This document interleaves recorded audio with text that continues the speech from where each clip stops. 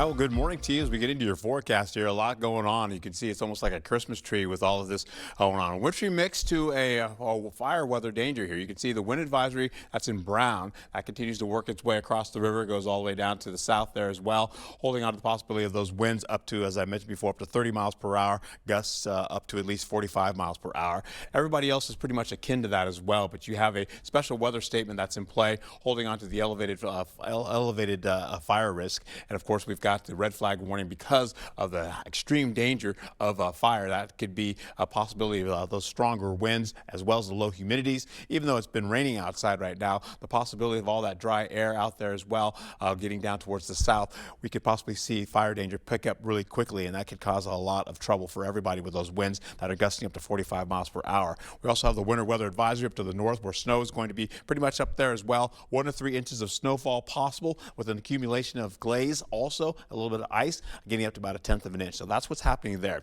We'll also see as we roll right through how this all happens. Upper level winds are quite strong. They continue to vault and lifting up all this moisture coming up out of the Rockies as well, and putting that moisture in the upper atmosphere. Then once they get into the central plains, they just drop down. That's why we're getting very strong winds with a very strong gradient in the forecast. With all that moisture coming in from the west, we also have temperatures starting to start to work their way down. We're starting to lower temperatures now. All that nice little I should say 50s that we're enjoying up to 60s. It's almost going to be like a big drop. Let's just like that, coming down from a low grade and then vaulting back up again once we go right back into your Monday and into next week. But we still have snowfall in the process. But for now, you're seeing snowfall work up its way up by Eau Claire. As we finish out this morning by the 8 o'clock hour, a mix of rain and snow starts to develop up there. Up by Ladysmith, Eau Claire has snowfall.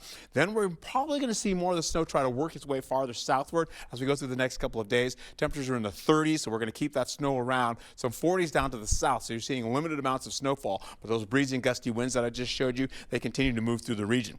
We'll also have, as we go all the way to the 5 o'clock hour, those winds are going to start to taper gradually. You're seeing them come out of the west, but we still have snow up to the north. Still 10 o'clock at night, snowfall is up there right now. Turning into Thursday, we have snowfall still hanging out up in the north along I-94, and then farther north of that as we go right into your Thursday early morning hours. Then we see more snowfall coming up from the south as we go into 2 o'clock hour on Thursday. A mix of rain and snow starting to work. The demarcation line right there going towards Wisconsin Dells, also portions of Richland Center getting into that as well. Then we'll see more of the snowfall lingering all the way up to La Crosse, working its way up to areas by Wisconsin Rapids and up to areas by Black River Falls and Sparta. Then this whole line continues to stretch all the way up to the north.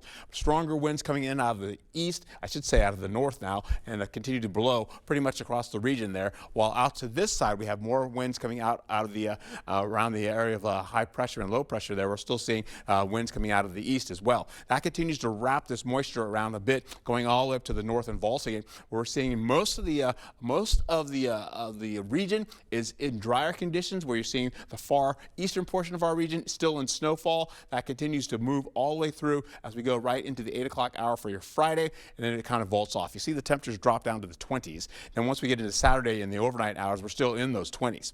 We'll hold on to how this all shapes up for the day, where you're seeing pretty much everybody getting a little taste of snowfall in the forecast here with some sunshine as well, holding on to mostly cloudy skies to finish out the day. That continues all the way through the region up to the north, where the most of the snow will be accumulating. You can see there as well, with heavier snowfall and rainfall in the forecast. Once we get into how this all shapes up for the day, remember, as you go into it, dry conditions down to the south, holding on to the possibility of, again, holding on to temperatures in the 40s, I should say 50s, the 40s, and the 30s, with winter returning going to your weekend, and then warming up gradually as we go right into Tuesday and Wednesday of next week.